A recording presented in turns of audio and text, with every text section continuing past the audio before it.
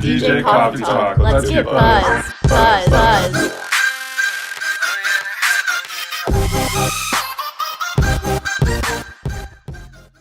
Welcome back to Welcome DJ back Coffee to DJ Talk. Coffee Talk.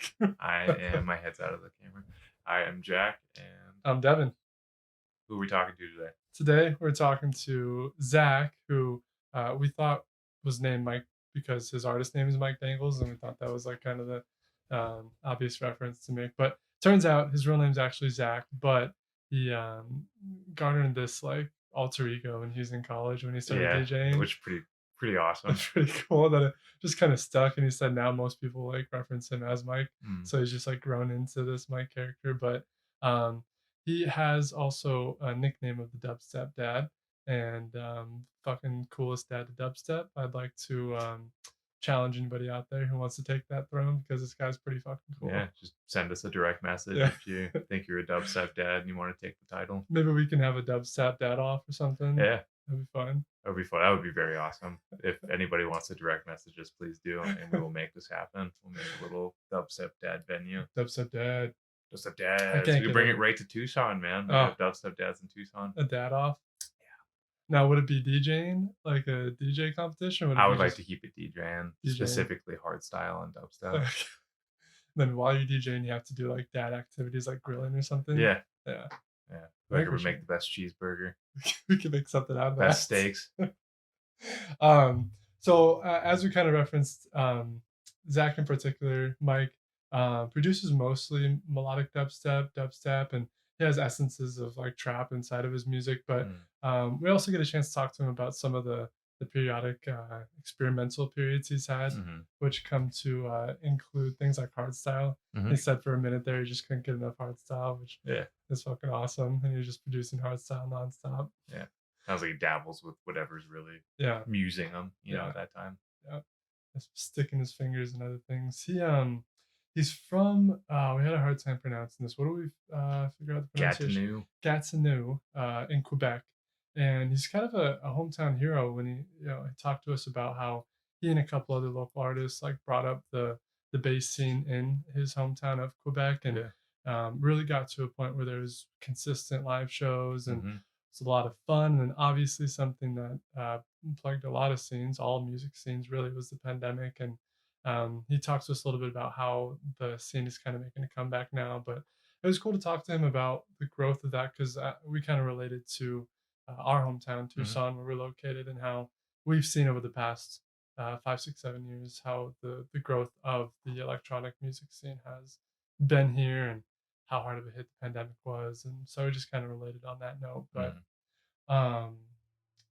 about how we kind of got in touch with Mike, he's another artist from the Subtle But True family, managed by Stephanie Landerville, the homie, and we found some similarities, and kind of we were trying to.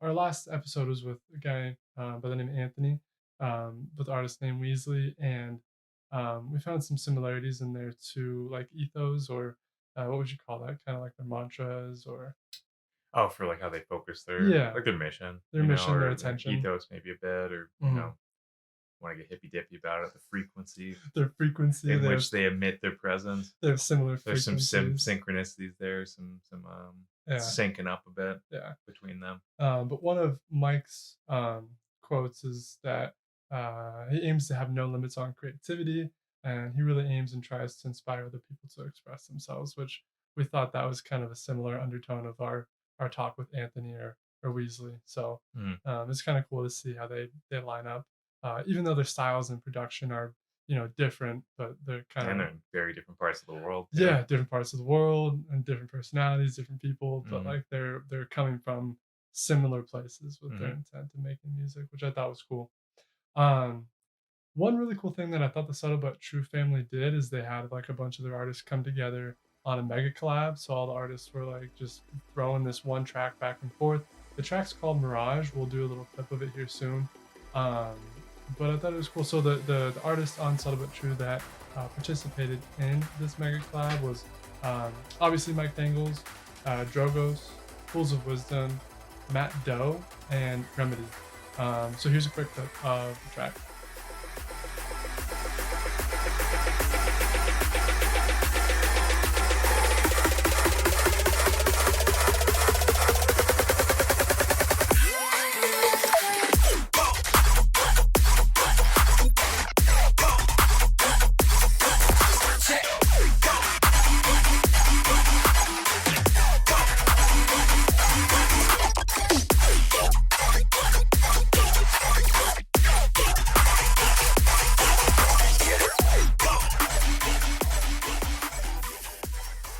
All right, so that was Mirage from the Subtle But True family.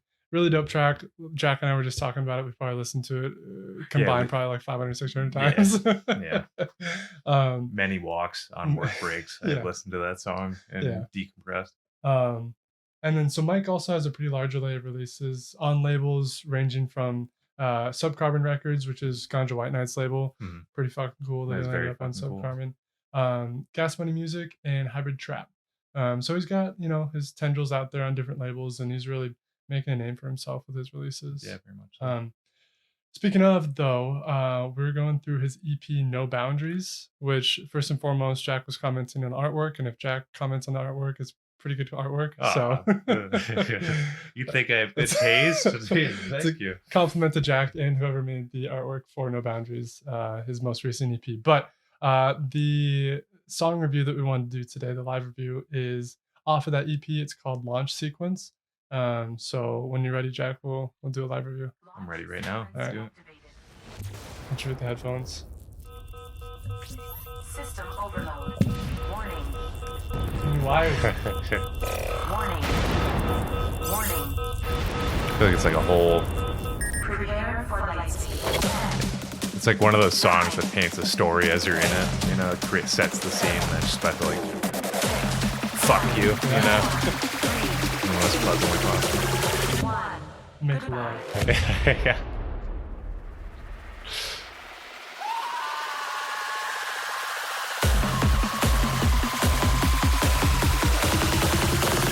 Weapons activated. Dude, this shit live. So much dopamine and other neurochemicals. Hyperdrive initiated.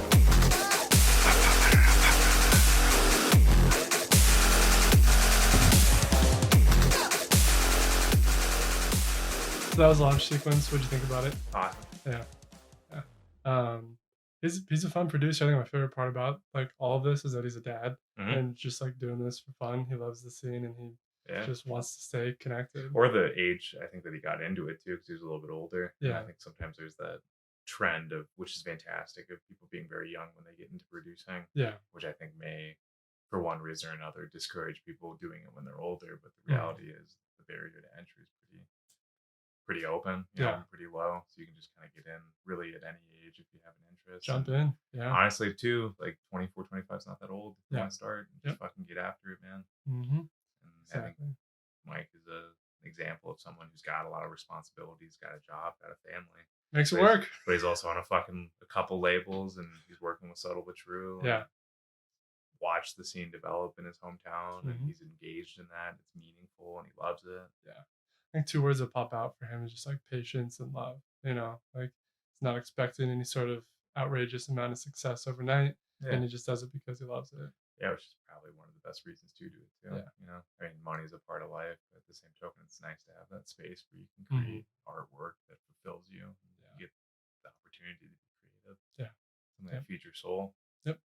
Feed your soul. Feed your soul, folks. Okay, so before we jump into the interview really quick, we just want to make sure that we plug Mike where we can access his music. He's got Spotify. He's got all the regular platforms, but also follow him on social medias. I think he's under Mike Danglez under all of them. So he's and he talks about it later on in the episode, but he went on a little bit of a hiatus or a cleanse from social media, but I think he's slowly getting back in there. So either which way, even if he's on a cleanse, he's still going to have his updates on there. So follow him on social media. And also, if you want to, follow along with Subtle But True, because it's a management label that has a lot of great artists, has a lot of great potential to grow. Got a great mission. And a great mission, So follow along Mike Danglez and Subtle But True. And without further ado, here's our conversation with Mike, aka Zach, aka the Danglez, aka Dubstep Dad. All right, sir. Enjoy the show. All right, we are here with Mike Danglez, a bass music producer, part of the Subtle But True family. He has agreed to be on with us this lovely night. What month is it? February? I forget. My months are blending together. Happy to be here. We're going to start off with our first question with him. Does being a dad and a DJ ever feel like having an alter ego? Yeah, I mean, so we were just chatting about this a little bit before we started recording. I mean, it definitely does. And like I was saying, so the whole Mike Danglez name kind of came to be even before I was doing music. It was just a name that my buddies gave me as kind of my rowdy weekend alter ego. So you know, I kind of kept that with the whole dubstep scene. It's like, oh, you know, it's a good, that's a good name to have. I was like, I'm just gonna keep that. And you know, I wasn't expecting to go anywhere with music. I was just like playing a couple of gigs here and there, just like opening up bars and whatever. And you know, the name just stuck, so I still have it now. But in terms of an alter ego, I mean, you know, daytime, I work insurance. I'm a dad, so you know, I get up in the morning, put my kid on the bus, work my office job. And then on the weekends, you will find me opening mosh pits and and spending all my time. I mean, you know, pandemic kind of took that away, but you know, I'm up till 2 a.m. working on music, pretty much every possible chance I get. So yeah, I would say it feels a little bit like an alter ego. There's kind of like a very much a day version of me and a night version of me. Yeah, you're saying you got into producing and performing electric dance music in 2016. What was kind of the moment that made you transition into that and say, I'm going to pick this up? This is something I really want to do. And really, I mean, did you expect to be doing it 6 years later? Because you've been committed on this path for, you know, 6 years now and you're making traction. But, you know, what was like I don't know if zenith is the right word. I think that's like a fancy 50-cent word for it. But what was like the pinnacle? What was that moment for you in 2016 where you just kind of pivoted into this? Man, so what made me pick it up in the first place was, you know, I didn't care for electronic music really. Like, you know, I like anybody else, I had Skrillex on my iPod Shuffle. And you know, I did have a bit of Flux Pavilion and Dr. P on there too. But outside of that, you know, I didn't listen to anything. Like I was metalhead through and through. Like that's all I listened to. Yes. But then I went to Germany on an exchange. Like I was there for 6 months. And while I was there, you know, like awesome home base because I was able to just travel wherever I wanted to. But I was there for school and I was there with a couple of my roommates were some American guys and they were off to Amsterdam for the weekend. And I was like, okay, dope, I'll tag along and I can come with you guys. And then they were like, okay, well, here's the deal. Because they were getting tired of me just like kind of pushing, they were trying to push EDM on me. And I was kind of just like, I don't really care for it. It's not my thing. I'm not down. Yeah. You're only allowed to come to Amsterdam with us if you come to Amsterdam Music Festival. I'm like, okay. I'm like, how much is it? They're like $100. If you don't like it, we'll pay for your ticket. I was like, okay, well, I mean, it's a win-win. What a fucking deal. That's some good friend shit. Obviously, I fucking loved it. Yeah. Because I mean, you know, the production quality there was just insane. The lineup, you know, I mean, first show ever. You know, I'd been to a lot of concerts before, right? Like every other weekend I was at some sort of metal show, or, you know, even dating back to as a kid, my dad would bring me to go see. I saw Bob Dylan and Bruce Springsteen and, you know, all those guys, Journey. So I mean, I've been going to shows since I was a kid, but the production quality on this was just a whole new level.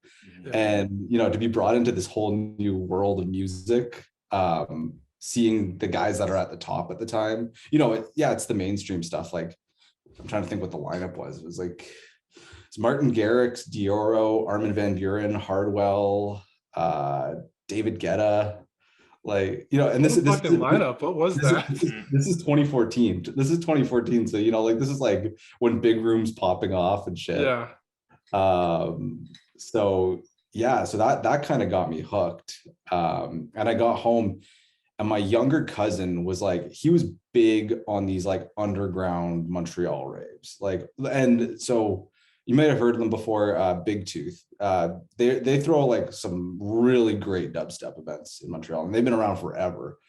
But yeah, my cousin, you know, a couple years younger than me, always trying to drag me out to these events. And then I came back in January of 2015 from Germany, having just gone to like that. And I was like, oh, okay, I'm into this now. I'll give your stuff a try. Because Well, I saw the mainstream stuff, and then he brought me to see. Fuck, who did we see? What didn't end up being one of his underground ones. We went to see Zed's Dead. Fuck yeah. Yeah, and from there it was just like, oh yeah, okay. So bass music's where it's at. Where it's at now. I'm hooked. That's interesting though. It's like kind of a quick dive. Sometimes you'll see people get into like the pop stuff, and it takes a while to get into some of the more underground bass stuff. For you, it's pretty quick. It was 3 months. Like I was like, yeah, I was 3 months of like, yeah, Martin Garrix. It's pretty much just like a couple of the big names there. Like spinning, like the guys on Spinning Records. But yeah, and then I found Zed's Dead, and from there it was like I dove back into what I used to listen to on my iPod Shuffle. You know, I found, okay, so Dr. P is still doing stuff, and you know, Skrillex is still doing stuff, and like from there it just like snowballed. I think Zomboy was probably like my first love, like, you know, my first true obsession with bass music was like when I found Zomboy. I was like, I think it was the Resurrection EP. Maybe not. I don't know. Whatever 2015 was yeah. That's definitely what got me hooked. Isn't that such a trip when I feel like in a sense we're kind of in the same boat? Like I had a couple of Skrillex songs that I knew. I heard a couple of Avicii songs, but I never really, like, they were cool, but I never thought twice about them. But once I got into the scene, and I'm like, holy shit, these songs were incredible. And then, like you said, you're like, oh, they're still making music. They're fucking like the GOAT now.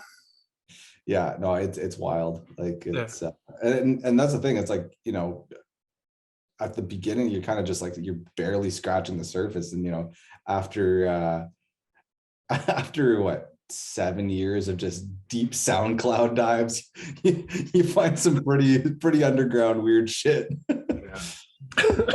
So would you consider yourself as a listener, excuse me, like pretty exclusively like underground type stuff, or do you still fuck around with some of the pop stuff? No. I am guilty pleasure. Like I listen to all the guilty pleasure stuff. Like you'll catch me listening to the Chainsmokers. Like, hey man, no shame. There's no shame.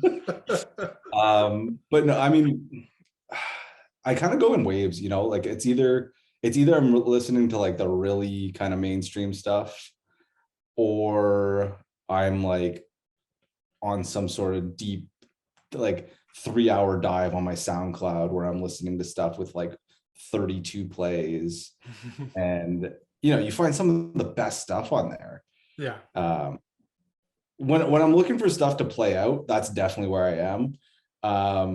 But you know, when I'm just listening to stuff, I'll usually just grab somebody's playlist. You know, Steph, my manager, she's got some good playlists that she sends my way. Erica, our new team member, she's got some great hardstyle and happy hardcore playlists. So shit. That's another one of my guilty pleasures. I fucking love happy hardcore. Oh my god, it's such a trip. That was a genre that I kind of wrote off, but then kind of similar to your story with your friends taking you to the festival. I had a couple buddies that somehow decided to drag my ass out to Vegas to go see a hardcore set, and it's something entirely different to see it live. Like we're in this like dark, grimy, small club, and you just get those fucking bass hits straight to your face. You're like, this is incredible. I love it. Like I've never been to like a true hardcore show, or like, and no. I'd love to. Like I want to so bad. That's what got me hooked on it. Yeah, it's pretty cool genre. I dove in pretty hard at the beginning of the pandemic. I had a lot of trouble writing. Actually, you guys sent me a quick question on this. Was where I went with my Only Now remix. How I started kind of going a little more melodic. Yeah. And the truth is, at the beginning of the pandemic, I was so frustrated with the situation that I just couldn't write dubstep. It just like it wasn't fun to me. Like there's so much of the live aspect that matters to me. Like dubstep to me was like it's meant to be enjoyed live or while driving. Like I rarely just sit here and listen to dubstep.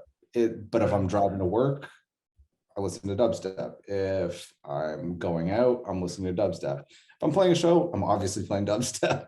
But it so that, I mean, that kind of got taken away pretty hard. Like I work from home now. Like I've worked from home for the last 2 years, so that cuts out my commute. So that's an hour a day that I'm no longer listening to dubstep. I'm not going out anymore, so no more listening to dubstep live. So like, especially at the beginning of the pandemic, it was just like this pure frustration that was like, it just, every time I listened to it, I was like, it just kind of reminded me like, oh, you can't go out. You can't, like, you're not going to be playing. Like, even if I tried to produce it, it's like, well, you're not going to get to play this for anybody. Yeah. So,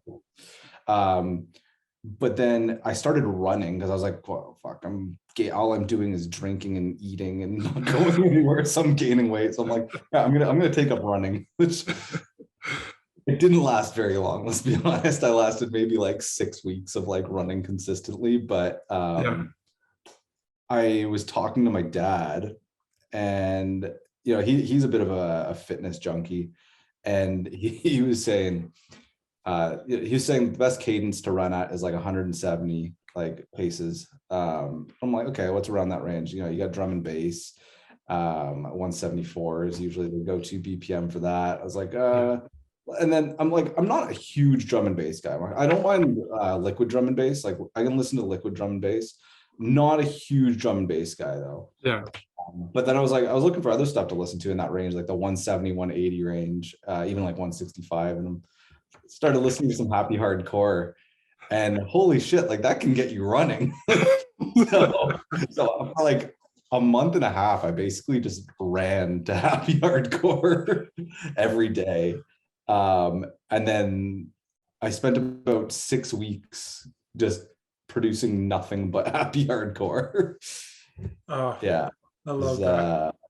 Yeah, and I mean, I haven't done it since, but it was like 6 weeks of like, I couldn't make anything that wasn't happy hardcore. Tried to make melodic dubstep, somehow ended up being happy hardcore. Like, I wonder, is there any transference in that? Like creating a whole completely new genre, at least to you, producing wise, like, have you noticed that help at all with producing more of your more common genres of music? I mean, it definitely helped with understanding some mixing components, like just kind of seeing how layers were sitting on top of each other. Like, there's different layers in these different genres that you wouldn't use or you wouldn't think to use in other styles of music. So I think from that perspective, it definitely helped a little bit. And just general workflow, kind of seeing what works and what doesn't. Like, if something works at a certain speed, there's a good chance it's still going to work at a slower speed. It's just going to sound different. So yeah, I don't know. I mean, definitely helps. Like, I think my best advice to anybody is don't put yourself in a box. Don't just only make one BPM of music or one genre of music because you feel like that's what you need to be doing. Like, just honestly, if you're gonna have fun, just literally do whatever comes to mind. Like that's the only way you're gonna have fun with it, is if you're just doing whatever feels right. So, and I mean, if anything, by doing that, you're just kind of, at least you're keeping the motivation alive, because there's no if you're doing what you like to do, then you're having fun, right? Like if you start forcing yourself to do it and do, like, I kind of got in a rhythm at one point where it was just like I felt like I needed to be making a certain thing and I just couldn't make anything. Like that's because it didn't feel fun. I was just forcing myself to do stuff. Right. But I get infinitely more productive when I'm just like, I just never narrow it down. I'm like, today I'm going to work on this. Today I'm going to work on that. Today I'm like, and okay, sure, I end up with 70 unfinished projects, but I do finish some of them at least.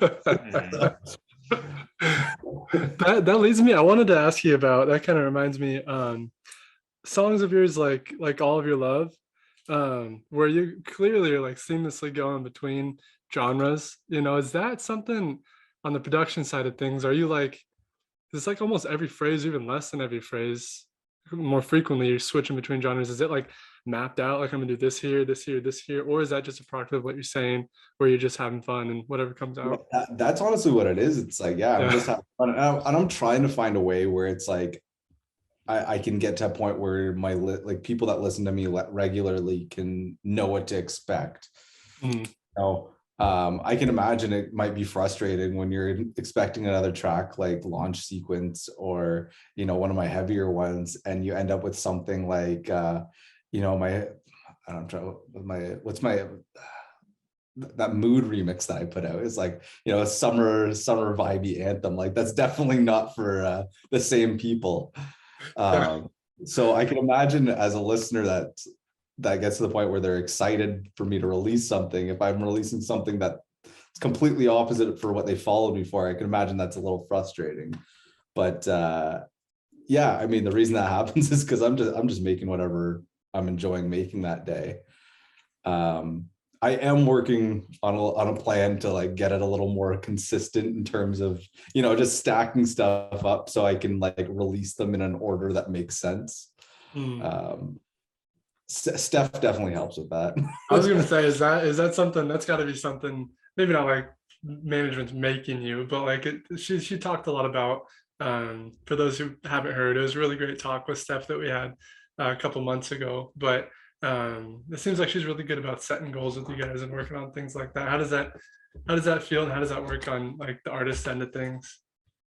She's really good at kind of just pushing you to make your own goals. I mean, she works differently with everybody, but we have a very like open flow of communication. Like she's one of the few people that I talk to like literally every day. So we have way too many chats. Like, you know, we've got our Discord chat where it's like, okay, that's cemented. Like this is like strictly when something's set in stone, we message it there. But, you know, then we've got I'll call her if anything pops up into my mind, or I'll send her a message on Facebook or something. So, you know, we've got all these like quick combos on the go. And then we have just one combo where whenever something's set in stone, we finally just like write it there. And that's like, that's the scripture. That's what we're sticking to at that point. But no, she's really good about kind of just letting me talk out what my own expectations for myself are, and then kind of helping me frame them. You know, and I don't know what the best way to put it is, but yeah, I mean, she kind of keeps the goals like realistic and like not realistic, but helps focus them towards like what the main goal is, you know, like are we trying to grow the melodic audience? Are we trying to grow the heavier audience? Are we trying to like merge the two together? Are we trying to get more shows? Are we trying to focus on building the brand? You know, all these different things. She kind of has, you know, each one of them has this mini subsection of goals to each one of them. And so she just does a good job keeping me on track with those. Yeah, she helps you aim your personal mission that kind of aligns with what you would care about in your own artistry, but she doesn't tell you how to do it. She just says exactly how to advise you. Exactly, because I mean, like you heard me say 2 seconds ago, like I kind of just do whatever comes to mind. So it's a little tough to like. There's no aim sometimes. It's just like I'm just swinging my brush across the whole canvas, and she's trying to like narrow it down to something that actually makes sense. Well, it seems like, I don't know. It's got to be like a constant tug of war. It sounds like between you two, but sounds like, well, at least having talked to Steph, it seems like she does a good job at like making sure that you guys feel heard and appreciated. So it doesn't feel like she's like doing this for a specific reason. What do you think makes a good manager? Somebody to create with? I mean, somebody that doesn't like, she's never held me back from doing anything. You know, there's things that she's advised against, but in the end, she's always kind of let me make the final decision on things. As far as I can, I mean, maybe she's tricked me to think that I'm thinking. Yeah, that should all come out in this episode. I'm like, am I making the decisions here? Exactly. Puppet master. I see the strings coming off your jacket right now. They're pretty Pretty thin. But no, I mean, somebody that kind of somebody that has the strengths where your weak points are definitely helps. And I mean, again, communication, like, you know, any friendship, any relationship, like communication is key. Like you gotta have the same vision, you gotta have the same goals, you gotta have the same expectations. And it's almost like having a, you know, when you have a gym partner, it's easier to hold yourself liable to going to the gym because you feel like you're letting somebody down. It's like having that sense of responsibility to the other person, I think, helps keep you on track. Yeah. But we brought on board, I don't know if this was probably after you guys met with her, but she brought Erica on board, or Erica might have been an intern at the time, but so she's co-managing me now. So I've got both of them helping me out. So I'm lucky. I got two people managing all my stuff, so I can just focus on doing the music, and they're kind of just letting me know what direction to take it in. So that's cool. Yeah, that's been pretty great. Yeah. Well, so we were talking a little bit before the podcast started, but you kind of labeled yourself as pre EDM. You're kind of metalhead. Is that fair to say? Yeah, definitely fair. I thought it was funny. I'm a little new to the Twitter world, but I saw a tweet today from, I think it was like Sudden Death or somebody, but it was like the talking about the pipeline from being a metalhead straight into to dubstep. Oh yeah. I've seen that tweet come up a couple times, and yeah, it seems pretty accurate. Like I feel like most people in dubstep loved at least, maybe not metal, but like at least pop punk or like it was either the emo kids or the metal kids or whatever. Everybody ended up liking dubstep in the end. What do you think it is about those like two styles of music, or like the subgenres, that like attract the same maybe type of listener at different ages in their life? Yeah, it's true, different ages. I've actually never really thought of that. I mean, I feel like there's definitely the big live component to each one of those, you know.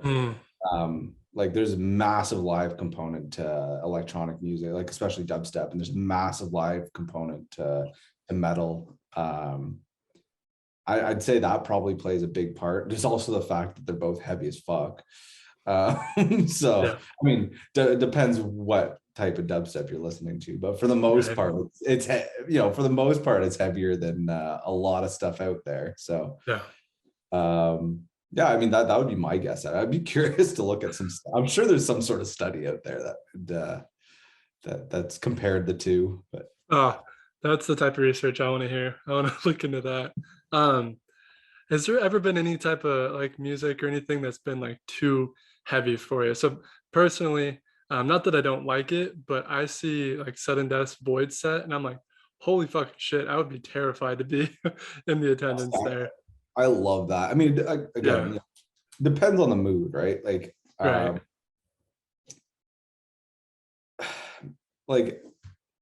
something too heavy. Like, see, I love Murata. I love Sudden Death, and I love, too heavy. The only thing that like comes to mind is like, you know, like speedcore, like. I'm trying to think of other names, like Little Texas, or like that it's like there's some, like if I hear it live like for like one or two songs, I'm like, oh, that's perfect, but I can't imagine trying to get myself going to like 200 BPM for like an hour straight. Where was I was at Il Sadiq and Festival of Montreal, and Marshmello on the main stage drops a Little Texas track at like 200 BPM. and you know, I loved it. I was like, oh, perfect. You know, just because like there's all these unsuspecting, like there was children around. They're like, Mom, take me home. Like that's what it was. And I'm like, well, I can respect that, but again, it's all context, right? You know, in that context, he went from playing like, I think he went from playing Happier to like some 200 BPM speedcore song. God bless him. Oh, that's hilarious. Oh, it was great. I loved it. But yeah, I can't imagine, like, you know, there's some people that'll just do like 2-hour sets of that. And I'm like, holy shit, you're on a whole new level. But I mean, you know, you could say the same thing about like when I was listening to metal, you know, I listened to like the more metalcore stuff with the clean vocals, and, you know, I don't know if you guys listen to much metal, but like of Mice and Men or Asking Alexandra or We Came as Romans, those are my guys growing up. Whereas, like, you know, you had some people listening to like Cannibal Corpse and some of the more disturbing stuff. There's levels to this. Yeah, there's definitely levels. Now that we've loosened up a little bit, Jack, do you want to hit him with one of the more hard-hitting questions? Ooh, I got a good one. Right to get into that. What do you? This is a hard transition, but very hard. But what do you feel love is? What do I feel love is? What's the quote? There's a good quote that kind of like summarizes it for me. It's you love despite, not because. I think that's how it goes. Fuck, I don't know who said it. I feel like I don't know. I don't even know where I've heard it before, but it kind of just stuck with me. And yeah, I mean, like, fuck, that was a tough transition. Let's be honest. We're talking about metalcore. What is love? Duality, man. Both sides of the coin. But yeah, it's, you know, it's that unconditional, man, that's a really tough thing to describe. What would you call love? My question though, so I'm gonna flip the table on you guys. Yeah, no, you're good. You started off by saying unconditional, and I wonder, I'm gonna flip the question right back around. See who does, or Jack, you can answer if you want to try. No, I love where this is going. What do you think love needs to be unconditional, or can it be? Because I don't know. I feel like there's things that I love, or people that I love for periods of time, which wouldn't be unconditional, right? Yeah, or you fall out of them, or if you fall out of love, do you throw them out of your heart? Yeah. How big is the heart? That's a good question. I don't know, but I feel like that is one of the first descriptor words when you think of love, is like, you know, what was the word? I just lost it. Unconditional. Yeah, unconditional. I always like to think of love as like the force that connects, you know, it connects everybody, and it's kind of like the substrate or the base for everything. And it's just like how aware of you are of it, but everyone's connected on some level. And even if there's pain in it, there's still love in the sense that we're all experiencing, you know, consciousness and being human beings. And we've felt some positive emotion in our life that's made us feel close. Yeah. And get really deep here. It feels like you prepared for this question. I said, it feels like you prepared for this question. No, dude, this is just my brain, man. But I think about this shit like all the time. But I wish you was joking. He really does. I know, I really do. It's interesting. But it's kind of like a mother when she's like, you're just born and you're a baby and you're reaching out to your mom. And that warmth, embrace, and that hug is kind of like unconditional love, or that is love, capital L. Yeah. But then when you grow older, this is totally just my personality, but totally like when you grow older, though, it starts to start getting introduced to conditions. And those conditions are usually like communicated through culture. That's like the fatherly masculine aspect of consciousness. Sounds fucking great. I'm gonna steal your answer. Yeah. Okay, here's the rule. From now on, for the questions, we let Mike and I answer first, because you're gonna blow us out of the water. All right, fair enough. Well, speaking of love, that's an emotion. You know, we kind of touched on that a little bit here, but I mean, a part of love, or part of like pleasure, enjoying things, those good emotions, is beauty.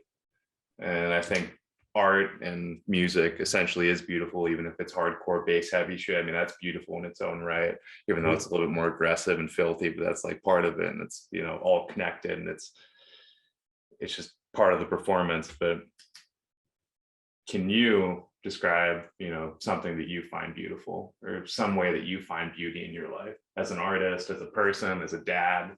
You don't have to go that personal if you don't want to, but yeah, I mean, the first thing that comes to mind, is like, I'm so lucky in the sense that I wake up every morning. Like I said, I work from home and my wife works from home, and I wake up to my wife and my son every day. Like that alone is beautiful. Like that's, to have somebody to share this experience of life with every day.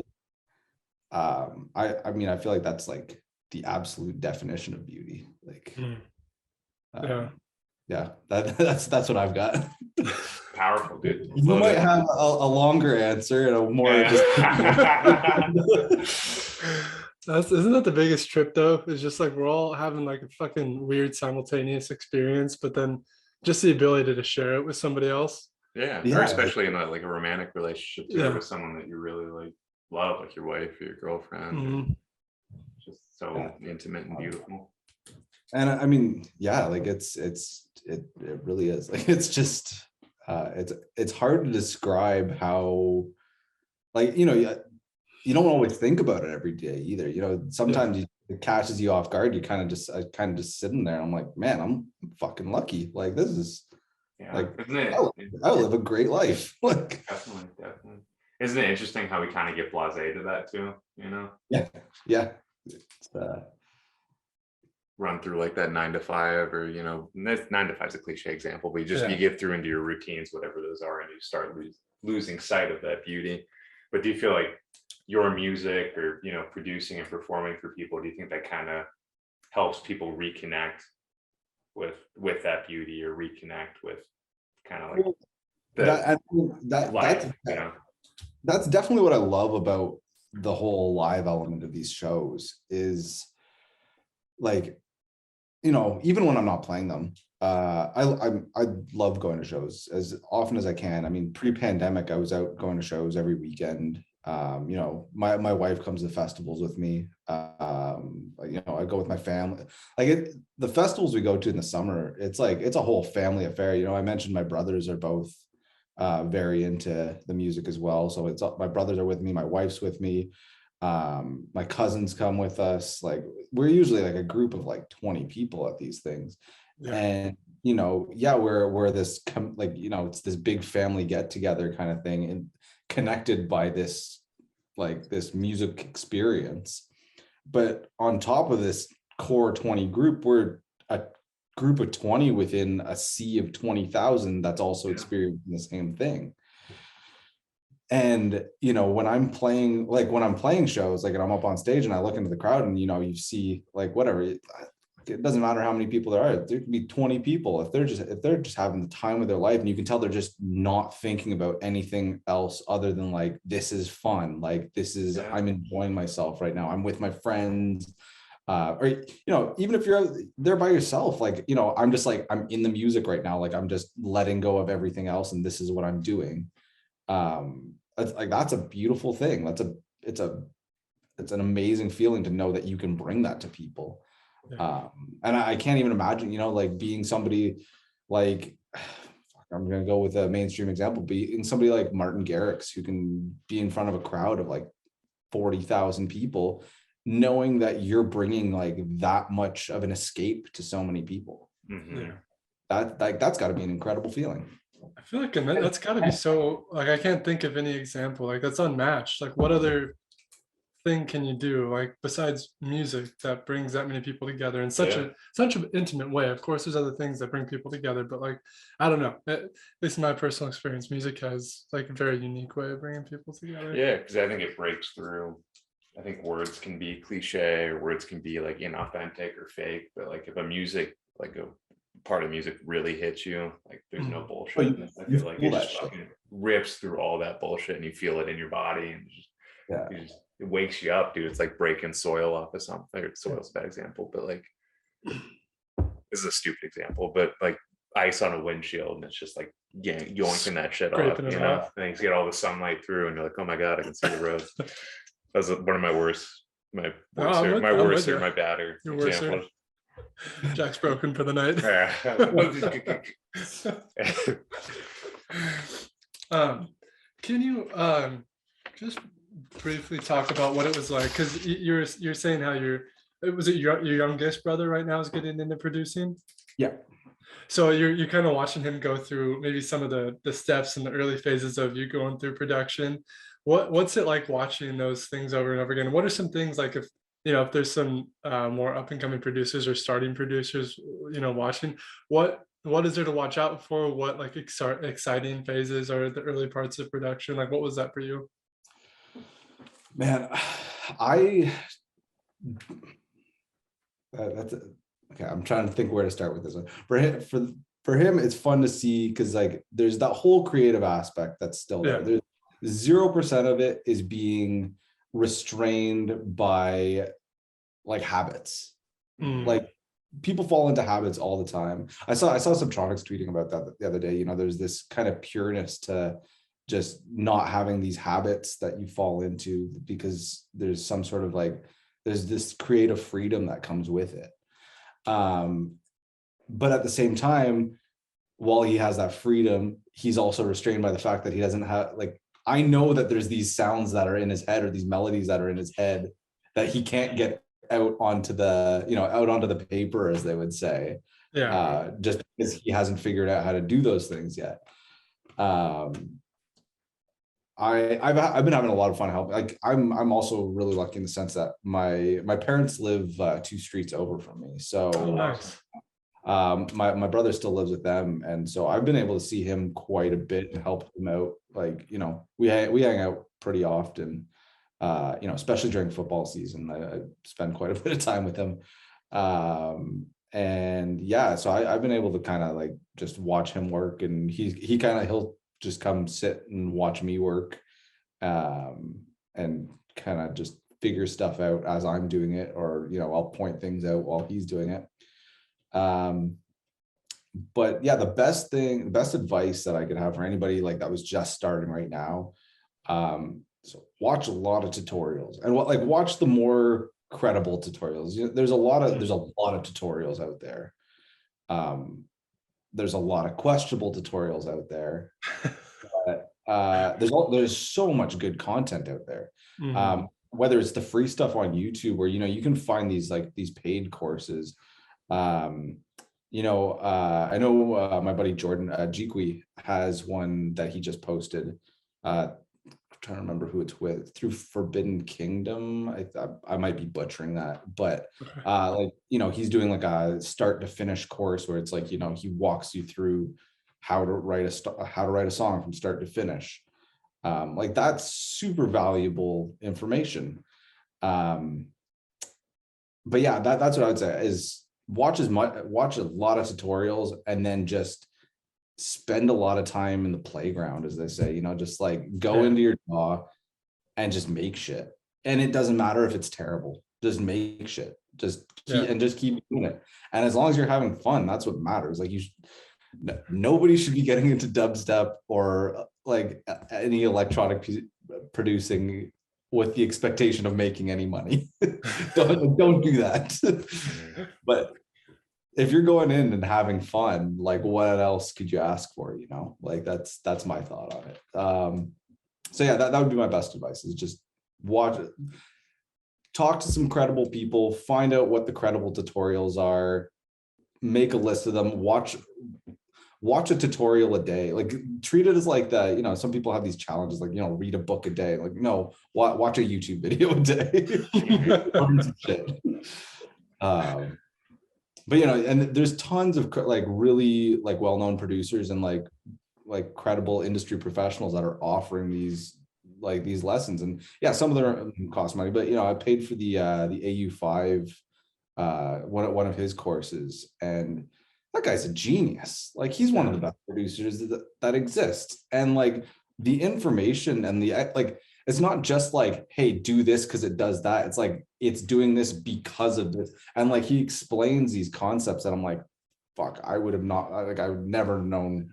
Like he'll explain concepts that I've known already. Like I know how to do them, but then he'll explain why it does that. And I'm just like, well, shit, I've been doing this for 2 years. Had no idea that's why I did that. so there's a lot of really like good, there's a ton of good resources out there. Take advantage of it. Yeah. And that was an interesting, you said your friend had put up the tutorial talking about like just getting through a song start to stop, but I know a lot of younger producers kind of get caught up in the mix of not being able to go from start to stop. But was that ever an issue for you, or did you start out like, I'm gonna make a full song?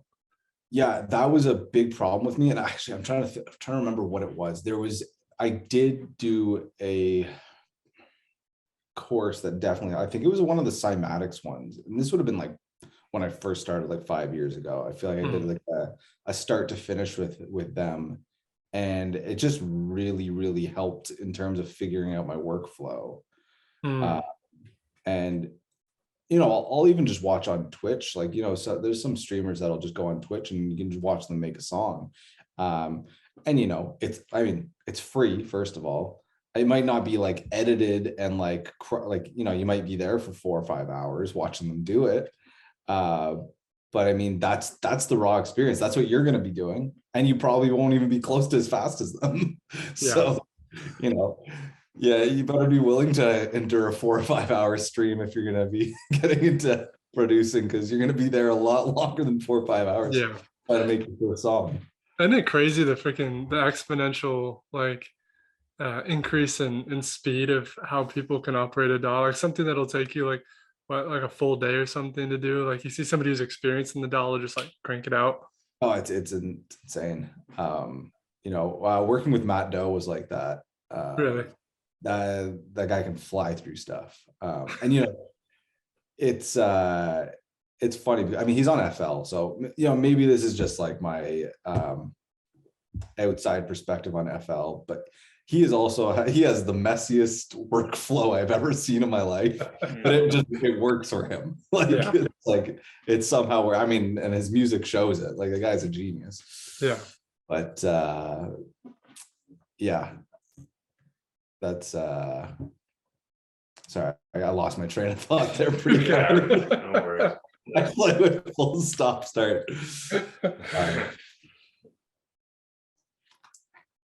It's not coming back. No worries. I was waiting to see if you're gonna hop back on. Sometimes they fly away. Okay. What's been your favorite experience working with somebody musically? I know you've had your brothers, and that was probably really cool for you. But have you had any experiences with other artists that really stuck with you?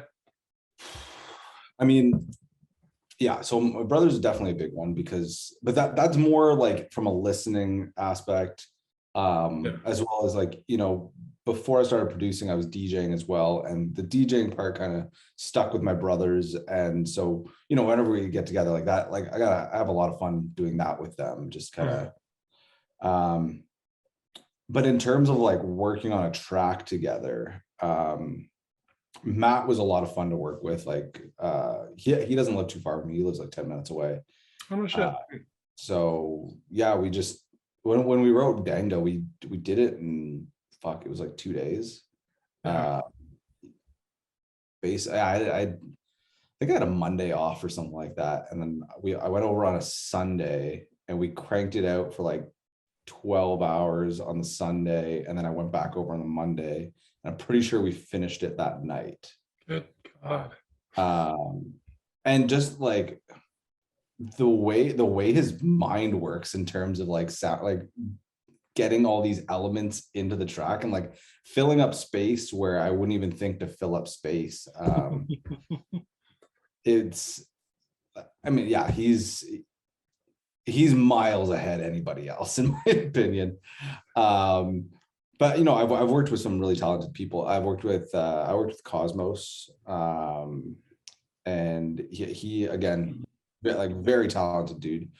Learned a lot from him. That was a different experience though, because for Matt, I was in the same room with him, like we were like sharing the computer. I was grabbing the mouse, grabbing the keyboard, doing stuff. Whereas Cosmos, we were chatting on Messenger and bouncing stems back and forward. Again, learned a lot because just chatting about what we wanted to do with the song and that kind of thing. who else have I worked? Oh, one thing that I had a lot of fun with, my buddy Alexis and Julien at Fools of Wisdom. You know, they kind of just made their announcement that they're done with music and they're moving on to other things. But we kind of got into it at the same time. Like they started about a year before me, but that they also live 10 minutes away from me. Like me, Matt, and Fools all live within 10 minutes of each other. Nice. So, and they were friends of mine from before. We actually we worked together in summer camps when we were like 17. Oh wow. No joke. Yeah, and then, you know, I found out that they were into this kind of like, you know, when I got into the dubstep scene, like I didn't know very many people that liked it. We were going to shows, and I found out they were going to shows and stuff. And, you know, we kind of rekindled a friendship that, you know, I used to see them occasionally. You know, I'd run into them at like a bar or whatever, and it was like, you know, we'd hit it off. But it was nice having them as kind of like, we were kind of just working on music together all the time. Like, you know, we had, anytime we had, one of us had a show, the other one was there. We were often playing, you know, we were often playing on the same lineups. You know, we even made some like more local events here where it was like, you know, Halloween events where, yeah, especially when we were first starting off, like that was just what my first show ever was. They got kind of an agreement with a bar owner in our little hometown here to do a Halloween event. And, you know, they didn't want to DJ they wanted to hang out with some friends too. So they didn't want to DJ for the whole 7 hours or whatever. So they had me open for them. And that was like, yeah, that was my first experience DJing. But yeah, so, you know, that I owe a lot of my, a lot of what I've done wouldn't have happened without them. Like it's they were definitely kind of with me for the whole ride so far. Yeah, that's got to be a weird feeling for you, and it's a bummer that they're hanging it up. Yeah, it was tough to see. I mean, I definitely understand it. I get why it happened, and you know, they're still around. Like I'm still gonna see them. So but yeah, it is tough. It is tough to see, like, you know, when we started together, because it's like, you know, the thought creeps in. It's like, oh, you know, is my time to be done coming up? And I don't see it anytime soon. I'm having too much fun. But yeah, like you said, tough to see. But yeah, trying to think other people that I've worked with that I've. I mean, the whole Ottawa scene, like I'm in Gatineau, so just across the river from Ottawa. Like it's a 5-minute drive for me to get into Ottawa. And this would have been, you know, 2017, 2018. I kind of started talking to more people. It might have been early 2019. No, it would have been 2018.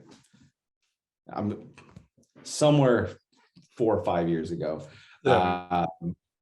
I started hanging out at some of the local events in Ottawa because the scene was relatively non-existent until about 5 years ago. And there, just meeting a couple of people like that started trying to run events and build it from the ground up, you know. There's a couple of guys, you know, I'm just going to name a few names off the top of my head, but Matt Brisson and Alex Cheffnier, they go by Me Breezy and Cheffnier. They both DJ as well, but, you know, they kind of built the scene from the ground up, like the dubstep scene anyways, because I remember going to some of Matt's events early, like, you know, I want to say 2017, and it was like, you know, 10, 15 people, maybe 20 people. Right. And, you know, now they're bringing names like, I know next month they've got AU5 coming. Or I mean, I don't know if he's still on the lineup. Like he was booked for New Year's Eve. So maybe it's a completely different lineup, but, you know, they're bringing these big names that like would have been like, you couldn't even imagine that 4 or 5 years ago. Like they turned these shows into 10 people in a bar to like having to rent out a hall and sell tickets to 500 people. Like, Crazy. and yeah, there's other cities that have been doing that forever, but like when you've been to these events when like there was no scene, like it's so crazy to see. Like, and there's a whole local scene that's gone with it, you know. They're like, I've met like there's probably a good like 10 15 producers from around here that are like they make some really solid stuff, like you know, like Matt being one of them. Like I wouldn't consider him a local anymore, but you know, he's also from the area. Like there's some really talented dudes.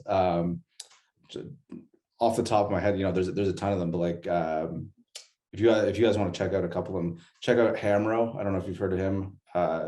Rhythm stuff. I'll send you guys all the links after we get off. Yeah, sure. Yeah, we'd love that. Thank you. You know, he's doing some big stuff now. Just released on DPMO with Funcase. Nice. You got Nisotope. Makes it. He plays some really cool experimental sets. But yeah, you know, there's a ton of really talented dudes around here. And it's just fun to see the scene grow the way it's been growing.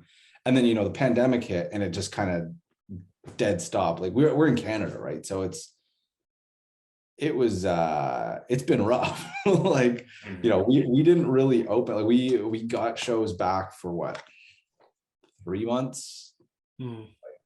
June to, like, even our outdoor shows were like minimal capacity kind of thing. Like our outdoor shows were like 20% capacity kind of thing. Wow. You know, festivals that used to be like that Ilsenik festival that I mentioned is, I think it's usually like 30K people, I would assume, maybe even more, but I think they capped it at like 6 this year. So yeah, like, and then I think I went to I played one indoor show, and it was the only indoor show that I've been to in 2 years. Wow. And yeah, it was like, you know, just a bar show, like 400, no, not even, like 200 people. Yeah. So, you know, to go from like, there was so much growth and then dead halt. But then I think, and I'm curious to see how it happens, but like with shows coming back, I feel like there's going to be so much demand. I really hope that it picks up where it left off, and that like that growth, like, you know, that they put so much time and effort into building. I don't think it'll be all for nothing. You know, I don't think that growth is going away. And I think they've planted the seeds to build Ottawa into like a significant, you know, I'll call it a significant tour stop for future artists. You know, everybody always talks about Montreal as like the staple, and Montreal will forever be the staple of Canada. Like that is the base capital. That's where you want to go play. That's the funnest shows you'll ever play. But I think Ottawa's got a lot of potential, a lot of good people, and the people care about the shows. So that's what you need, right? Yeah. If Tucson's like any indicator, and it might be different, but I think Tucson's kind of similar in the fact that since we've been around, I'd say that, you know, last 4 or 5 years, it has grown a lot as far as like the level of like talent that come through. Definitely. Yeah, it's growing. But it was is growing a little bit different because like I'd say probably about a year now, live events have been back and just kind of picked up. Like the demand, I think, grew. Like more people were. Because everybody's excited to get back into going to shows, you know, after not being able to, because they want that live music component that they've been missing out on, especially in like big bass shows. You know, they want to feel that again. Yeah. Like, I don't even know if you guys knew this, but like we're still technically locked down right now. Yeah, you guys. Until 5 days ago, I wasn't allowed anybody in my house. Like, really? Yeah. I think they just opened it up. Bars aren't even open yet. I think restaurants are open at like 50% capacity. But yeah, there's like no music venues or anything are open until I think it's March 14th is when things are opening back up. I'm curious how I mean, you may not know, but for this long of a period where there hasn't been like anything going on, like how do companies like venues and bars, like how do those people stay open? Like I don't. Yeah, how do the businesses survive among all that? I don't know. I know there was some sort of government like subsidy and like loans and that kind of thing. Was it enough to keep everybody in business? No, 2 years. I don't think so. Like, but I mean, I'm not an expert. I'm thankful that I didn't have to like figure that out for myself, you know. Like that's I imagine there's some companies hurting pretty bad right now. Yeah. I actually wonder what the ripple effect of that is on the economy, you know, over like a couple years too. You know, that's out of my scope, but it's interesting. I was gonna say I'm not qualified to say. Yeah, right. This is what Bush's podcast shift at that moment. It's like it's just a financial analysis podcast. Yeah, but interesting though, you know. Yeah, sometimes we forget, like being in Arizona, that other people are living in a completely different reality than we are here. Like, yeah, we get in our bubble, you know. Yeah, people wear masks to the superstore, like Fry's or something like that sometimes, but you know, other than that, we really have been back to normal for a bit now. Yeah, well, it's interesting too because after a certain point, this just becomes the new normal, which is you know, that's kind of a cliche at this point, but it's just masks are a thing and vaccinations and everything that's been going on the past couple of years. But we really are in history right now, and a lot of significant things are happening, which is interesting too, because I think if you look at like the trends throughout history, big like spikes in artistry usually happen around significant cultural events and historical events. Like if you looked at like the 60s, rock and roll, everything popping up, and then there's all these big cultural events, and there's the Cold War and world, like just all this like flowiness, you know. It's just an interesting correlation. Inspire people, right? What's that? Yeah, there's stuff to inspire people. No, that's a really good point. Mike, I purposefully try to keep my head under a rock, and I'm gonna ask you a question what's going on in Canada, and if you don't want to talk about it because it might be hyper political, you don't have to answer the question, but what the fuck's going on with all those like semi trucks? Like I've seen like just pictures, but I don't know anything about what's going on because I've tried to stay away from it. Oh man, like I think that's gonna be one of those ones where I'm gonna pass. Okay, definitely. Got it. Because like you said, hyper political, and it's hopefully they're out soon. That's all I'm gonna say on the matter. I think everybody's fucking sick of them being there. Yeah, which I respect your decision, but it's just like, at least to make a comment on how weird it is that like everything is getting hyper political to talk about now. Like you mentioned something that normally like you talk about protests or something, and but now everything is just like hyper political. But we're gonna move on because you know, the standpoint of the artist too, it's like it might just feel extra political because it's literally 5 minutes from my house. Oh, 10 minutes. It's 10 minutes from my house, but it's like still, you know, very close. But you know, like my for example, like my wife, my father-in-law lives in a home on the Ontario side, and like my wife couldn't visit him for the last like little while because it was like she'd finish work and then the traffic's so bad because of this thing that it's like, well, by the time she would get there, it would take her 3 hours to drive there instead of half an hour. So you know, even though I don't live like I can't imagine living like right where it's happening. I've got one friend that like lives right where it's happening, and it's just like, it sounds like a nightmare. Like especially at the beginning when it was just like constant honking. He's like, yeah, like I had to go like stay with my parents for a few days because it was just like he sent me a snap, and he's just like sitting there, and all you hear is like like every 2 seconds. I'm like, I can't even imagine, like just in his apartment too. Like that's wild. That's crazy. Yeah. Anyways, I said I wasn't gonna get into it. I feel like I've talked about it with way too many people, way too much over the last couple of weeks, and I think I'm gonna push this one to the side just because you're good. Yeah, I'm just wishing a solid transition from that too. You know, there's a lot going on in the world, crazy place, and you know, it's a highly electronic, locked-in world when you're producing, you're grinding, you're working. You know, you have a lot of stuff going on. We saw on your Instagram you like to spend some time in nature. You're a fisherman. you like to get away from things a bit, how, I mean, are you able to do that often? Are you able to kind of unplug from everything? And then how important is that for you, for your, like, you overall in your life, your health, your creativity, how fundamental is that as a part of your life? Oh, it's crucial. Like, it's absolutely essential to, I mean, I would assume for most people, it's extremely important to, get outside, get some fresh air, like disconnect. I don't get to do it enough, in my opinion. Like, I can often feel that I need it, especially in the winter. Like, it's fucking cold out. Like, there's days where I went, fuck, how many days was it? I went 5 days straight without leaving my house, other than to put my kid on the bus. Yeah, like a couple weeks ago. Oh, Jeez. 5 days without, like, I spent probably a total of 20 minutes outside over the course of 5 days. It's like, because it was like -30. I'm like, I don't, like, why would I want to be outside right now?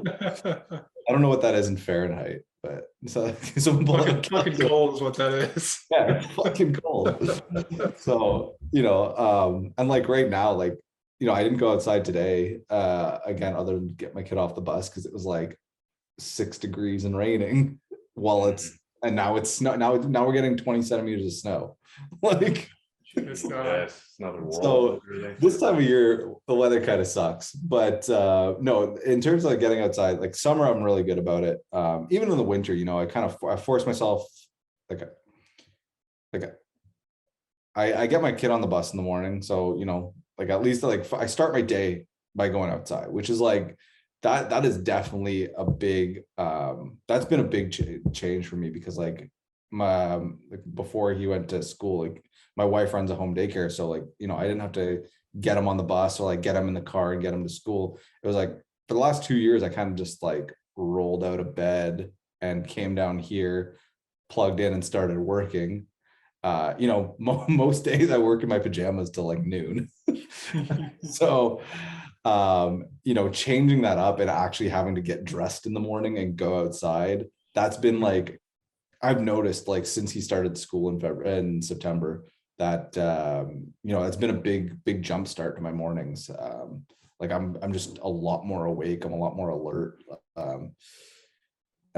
So yeah, I mean, it's obvious that getting outside is a huge like need for me. And then other than that, I try to go for a quick walk, like, I'll squeeze in like a 30-minute walk on my lunch break or something like that. But in terms of like actually disconnecting, I need to get better with it. I usually do like 1 or 2 trips with my family where I'll like, I'll go up to the cottage or something. We'll rent a cottage and we'll go for a week. And, I will check my phone like absolute minimal amounts. Like, I'll limit myself to like 15 minutes a day during those 2 weeks. Which is like, this summer I went 2 weeks using my phone, like maybe like 5 minutes a day. And it was like, I came back from that more refreshed than I've been in years. Like I told my wife, for the next month, I was just like, I felt so recharged and so refreshed. Like, to be fair, I literally spent 2 weeks just teaching. Like, that's all I did. I went to a cottage with like my wife, my son, my 2 brothers, my parents, and I was there for 2 weeks straight. And I just every day like hung out on the boat, brought took turns. I brought my son fishing, brought my wife fishing, brought my dad fishing, just like I was just like had access to the boat. I would go out there like 10 hours a day and just like sit in the sun, crack a beer, and just like, or a few, and just like literally just fish all day and hang out in nature. I'd go park by some waterfalls and just hang out. Like, it was just everything I needed. And like, hearing me talk about it right now, like, I'm just like, man, like, it's clear that you got to be doing this more often. Yeah. Even if it's like just escaping for like a day here and there. But yeah, no, I try to go outside as much as I can. Winter's definitely tough to do that in Canada. I mean, I say that to some people that are way better at it than I am. Like, I've come to realize, I was talking about it with my wife. I'm bad with transitioning. Like I hate the idea of just like, in the summer, like I won't even I'll just walk around my yard barefoot. Like I've got like a nice garden I can walk around. I'll just throw some flip-flops on and just like walk around. In the winter, I'm like, I don't want to fucking put snow pants and like giant boots and like gotta get a hat, get gloves. It's a whole ass event just to get outside. Yeah, exactly. And like all the winter activities, like if I want to go do something outside in the summer, like, oh, you want to go play soccer, like you grab a ball and you kick it. That's what you do. You want to play football or you want to play catch, you pick up a ball and you throw it. Oh, if you want to do something in winter, all right, well, you got to drive to the skating rink. You got to lace up your skates and they're usually frozen solid. And, and then you're hanging out in like -20 weather and it's not exactly pleasant. Same thing with like, if I want to go like, skiing or something, like, anyways, I just sound like I'm complaining at this point. But I've come to realize I love skiing. I love skating. I hate the process of getting myself to the ski hill or getting myself to the skating rink. Like it's the transition. That I wonder, I mean, of course, being unplugged and being balanced is good though, but I used to live in Minnesota and we always used to joke that everybody like in the Northwest or in the colder states, like are always good at winter sports like wrestling and things like that because you don't have much of like anything else to do. Like do you feel like the being in the cold and being forced to be in your house for such a long time, has that had any effect on you making music? I definitely spend a lot more time producing in the winter.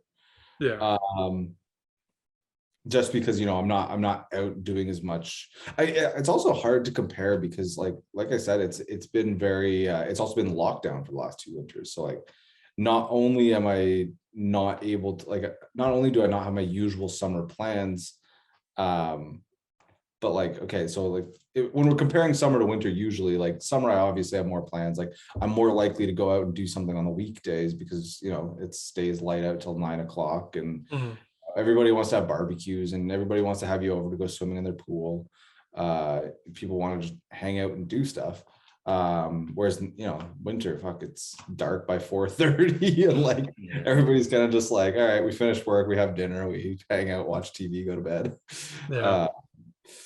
But so I don't make nearly as many plans in the winter as in the summer. But then you compare it to like we had a summer where things came back. So like we had a summer where things were open again. So I barely did any producing last summer because it was like for the first time in like a year, I was able to see people again. So I made plans like all summer. Like I was super busy. And then compare that to this winter, like I'm producing like crazy because not only, okay, well, I don't have my summer plans anymore. I can't really do much. But like we're locked down again. I can't even like, until like last week, I couldn't even ask if somebody wanted to go to a restaurant. Like I couldn't even go grab a beer with somebody. So yeah, I mean, there was a huge contrast there, but yeah, I mean, I definitely produce more. I'd say I definitely produce more in the winter as a whole. But yeah, it's a whole other level in contrast to last summer, just because of the lockdowns and stuff. Yeah. There is a lot of music coming this year, so I'm not complaining right now. Yeah. Well, that might be a good segue. So what, I mean, I understand if you don't want to give us like specifics, but what should we look forward to coming down the pipes from Mike Danglez? All right. Well, you did have it right. I can't unfortunately. Damn it! I always ask them. They never let us know. I would love to. There's a few that I really, really, really would like to tell people about, but I can't yet. Yeah. But there's a good mix of stuff. I've got some solid heavy stuff ready to go. Like if you know my old stuff, like stuff that's similar to Launch Sequence or like any of my other heavier tunes. But then I've also got some like pretty nice powerful melodic ones that are also loaded up and ready to go as well. So nice little split between the two. And yeah, I'm just excited to get some stuff out. It's I've also got a handful of tracks that kind of like I'm thinking one in particular that I'm excited to release. I don't know when I'm going to end up releasing it, but there's a handful of those tracks that you kind of just during the pandemic. I'm sure every producer has some of these where it was like it was almost making like a guilty pleasure track, what like or like something just completely outside of my wheelhouse, and I'm just like I'm excited to I'll probably release one or two of those at some point, just those random I'll call them the COVID sessions, just those random projects that probably should have those random project that probably should have never been finished, but here we are. But did, since we had extra hours indoors locked away producing. Yeah, exactly. So no, there's quite a few things locked up and ready to go. I'm just excited to start, releasing music again and playing shows. I did take a pretty significant social media break. You guys are actually the first music related talk that I'm having in a while outside, like other than with I'm not kidding. It's been a while. Like I to the point I deleted Instagram from my phone for the first time ever. Like, I've had that app since when did it come out? 2012? 2014, 2012. Yeah. 2012 actually. Yeah. Wow. I've had that app on my phone for 10 years, deleted it for the first time ever. Just because I realized I was just spending way too much time on it. Oh, it's too easy. Yeah, and I kind of made an announcement. I was like, look, like I talk to a lot of people. Like I'm a pretty social guy. Like I'm always reaching out to people. I've always got my DMs open if people want to reach out to me, and I love talking to people. So if I'm talking to people from around here, or whether it's the bass community is so vast, like and across worldwide, right? So I've got friends that I'm talking to from Australia. I've got friends that I'm talking to from like Norway. Like it's it just got to be a lot. For a little bit, I was like, I felt like I needed to be very much just infinitely available, if that makes sense. Like this need to like have a response time of 2 minutes or something like that. Like it was just, and it wasn't sustainable, and I'd been doing it for so long that I kind of just said, I was like, look, like I'm gonna disappear for a little bit, and I'll be back soon, and I will be back soon. I haven't come, like I re-downloaded it to my phone recently. I'm slowly easing my way back into like the social media world, just kind of I haven't posted anything, I'm not sharing anything, I'm just kind of like I'm letting myself have like 10-15 minutes to just like talk with people that I don't like, because I use it as a lot of like I chat with a lot of people that I don't know about you guys. I don't have everybody's phone number. I don't say everybody's phone number. Like there's a lot of people that I'll just talk to through Facebook or Instagram, because it's convenient. I don't feel like I need to have their number, and they don't need to have my number.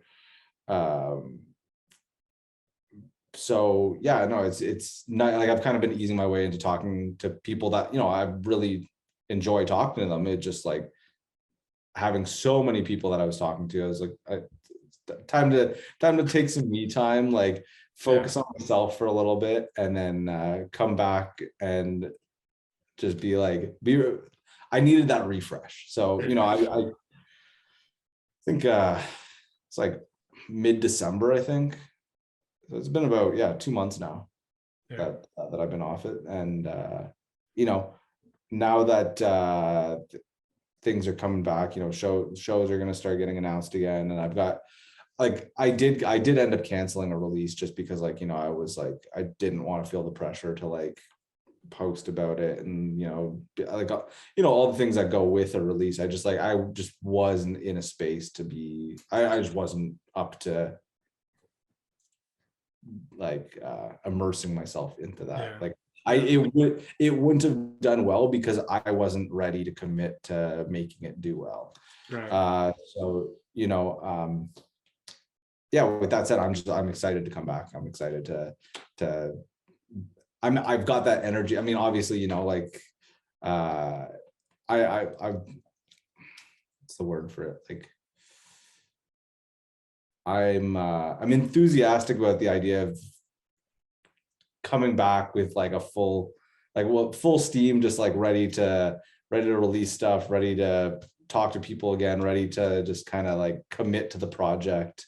And you feel like rejuvenated, that kind of yeah, I just feel ready to go. Yeah, that's yeah, exactly. Do you have anything in particular planned for the next year that you're really excited for? Anything you got your sights on, any particular venues, any particular events that are coming up? Or are you kind of just excited to be back in the creative space and just looking forward to producing in general? Yeah, I mean, I think I'm definitely just mostly excited to be back and like feeling like I said, refreshed, and just kind of like it's just this I wouldn't go as far as saying like a born again perspective kind of thing. Like, I didn't change my project around. I didn't like, Right. I've been gone for 5 years and coming back. Like, I turned my phone off for 2 months. Like, it's not, not that big of a deal.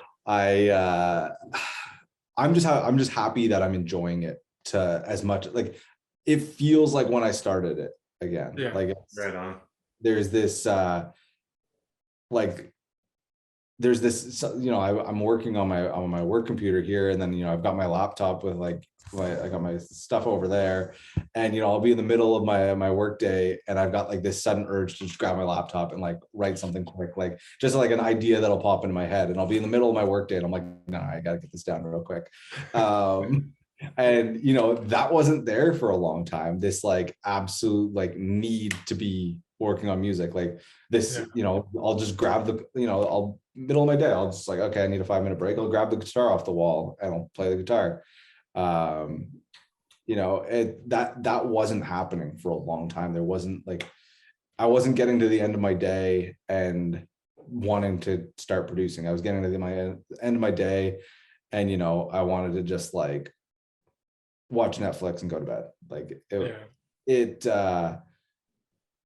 it was just, I was so drained. It was pretty close to burnout. If it wasn't burnout, it was pretty damn close. So Damn close.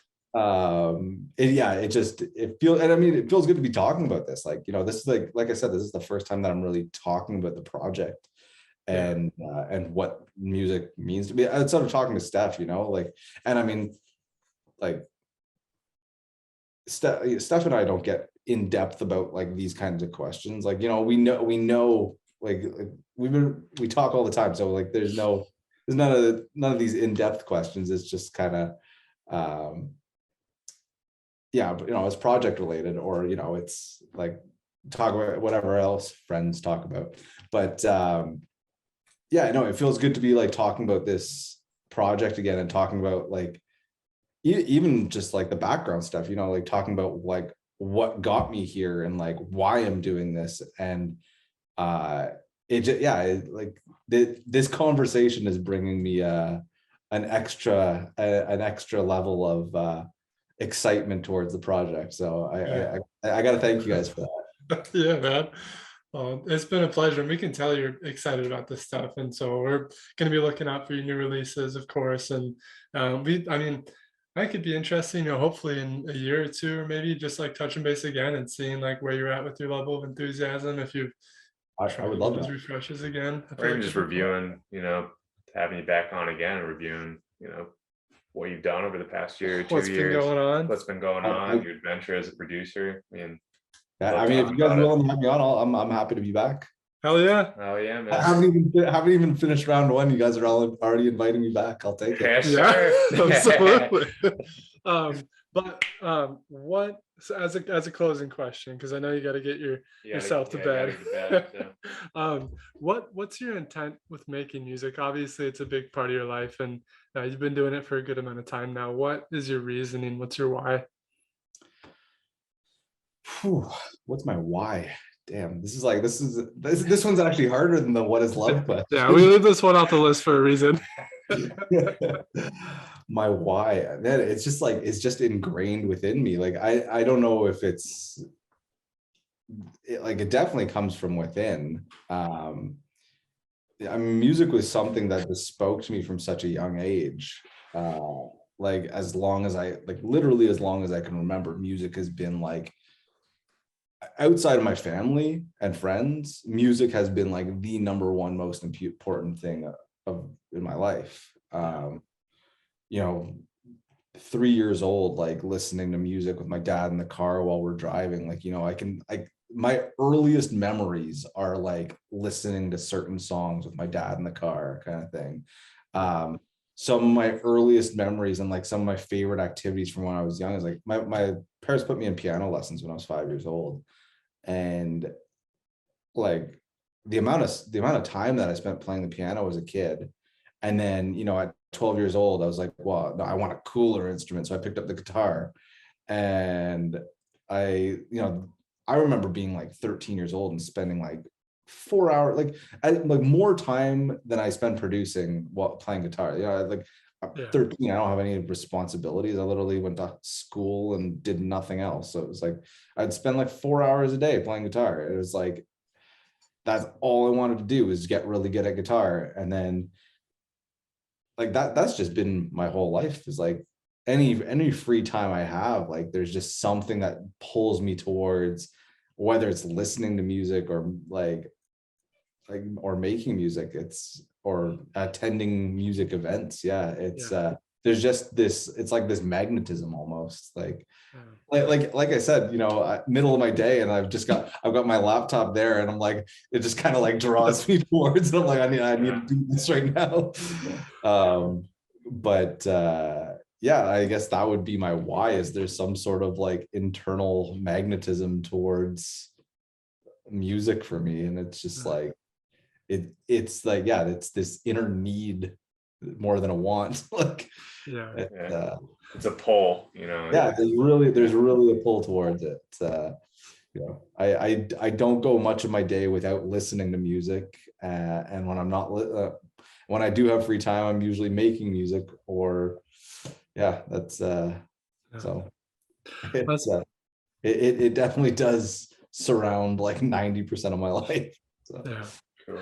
That's beautiful, man. So where can people listening find you? I mean, right now you're on your sabbatical from social media, so I respect that, but where can people look out for what's coming from Mike Danglez? Well, those accounts are all still there. I just deleted the apps from my phone. I didn't delete the account. So okay, good. Smart man. If you guys need any updates, best place to go is my Instagram. Twitter's a good spot too, but you'll probably get me rambling about football as well. It's the off season, so maybe not so much for the next few months. But Facebook is, relatively obsolete at this point, but you can still see the major updates there. Yeah. Best place to listen to my music is Spotify and SoundCloud. You'll get a few extra tracks on SoundCloud that you won't have on Spotify, just because the lovely bootleg life of SoundCloud. You want the better quality, the better sounding stuff, you'll find it on Spotify. So that's where you can find my stuff. Oh man, Mike, Zach, it's been a pleasure. Thank you for chilling with us. I know it's late for you, but I really do appreciate hanging out with you, man. Thank you for your time. Thanks for being on. We really appreciate it. I appreciate you guys having me on. Yeah, I'll definitely take you guys up on having me on next time. Yeah, let's do it. So that is the conclusion of our talk with Zach, or Mike Danglez, if you will. It was a lot of fun talking with him, and one thing that really stuck out to me specifically about Zach is just how genuine he is about his life and his passions. If you like the songs that we previewed of his in the beginning of the episode, but haven't checked out the rest of his music yet, make sure to go ahead and do that. All of his work is up on Spotify and other major music streaming platforms, so there's no reason you can't go and show him some love. Like he mentioned towards the end of our conversation, he is slowly breaking his fast from social media and will be giving updates on his upcoming music through his socials, so make sure you give him a follow. He can be found as Mike Danglez with a Z on all socials. If you enjoyed our talk with Mike and are wanting to learn more about other artists like him, try subscribing to our channel. And while you're at it, give our social medias a follow, because it is the best way to track updates on the podcast. You can find us everywhere at DJ Coffee Talk Podcast. I hope you're staying happy and healthy, and as always, until next time, stay caffeinated.